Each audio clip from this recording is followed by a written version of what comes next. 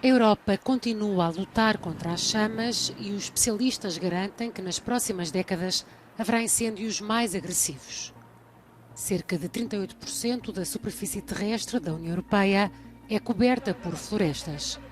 O que é que está a ser feito para travar o problema? A Comissão Europeia diz que vai comprar uma frota de jatos Canadair para aumentar a capacidade de combate aos incêndios na Europa. Mas estes aviões só estarão disponíveis em 2027.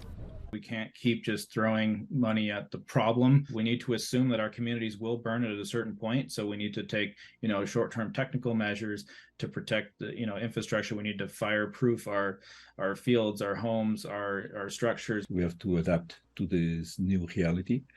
And this is true not only for the countries in Southern Europe, where we have this problem, and it is already quite bad, and it's getting worse, but also to countries in Central and Northern Europe, where the problem of wildfires is emerging, and they have to be prepared, not only to fight them, but to prevent them.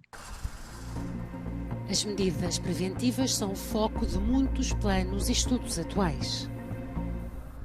We know that in Europe, most fires are caused by human action, but some are also natural.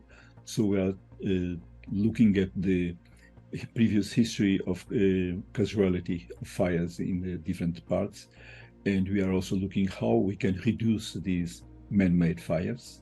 O projeto internacional, liderado pelo cientista Domingos Xavier Viegas, da Universidade de Coimbra, em Portugal, fez um levantamento de cada quilómetro quadrado da Europa para sensibilizar os cidadãos e os órgãos de governo dos riscos e dos tipos de vegetação mais suscetíveis de arder. A replantação e o afastamento das monoculturas inflamáveis podem ser eficazes a longo prazo. Since we can't change topography and since we can't change weather, what we can do is we can change the vegetation, and that means we can change the structure, the type, and the arrangement. What we eventually want to achieve is that when a fire does burn, it is not as severe